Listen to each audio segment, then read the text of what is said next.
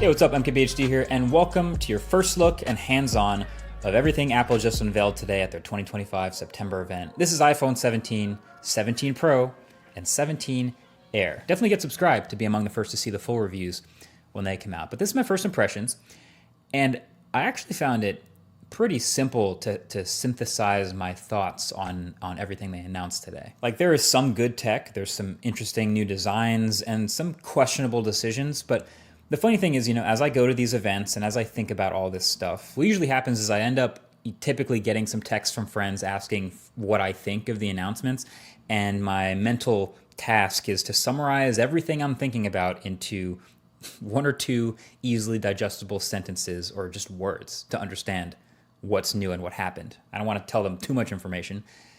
And so that's what I'm going to give you about each of the things Apple announced today. I'm going to give you my super compressed version of what I saw. So let's just start with the iPhone 17, right? The base new iPhones. My ultra simple summary for the iPhone 17 would be, hey, it got ProMotion and a better selfie camera, and the rest is mostly the same. So the design is mostly unchanged other than the new colors, same screen sizes, same dimensions, same camera bump, same buttons and camera control, which they barely talked about. But there's a new A19 chip inside, which we expected. That should see some nice performance gains and efficiency bumps, roughly 20% faster CPU, which is nice. And battery life should be a few beats longer. And the display is brighter too, getting up to 3000 nits. But this is the first time we are seeing a Pro-branded feature on a non-Pro iPhone, because every new iPhone across the range now has ProMotion. And it's the same ProMotion too. It's the adaptive 1 to 120 hertz.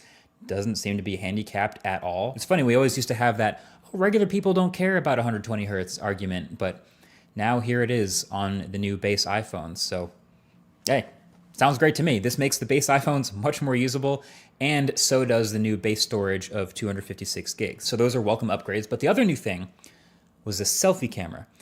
And it was funny, the keynote was pretty chill up until the point where they started to talk about this, and it was actually the loudest applause, and it was really tempting to make fun of it. But I actually do think this is really clever, because all these new iPhones have this massively upgraded selfie camera system. They're calling it Center Stage, but I actually think that kind of does a disservice, because the actual center stage on their laptops and stuff is kind of annoying. But what's happening is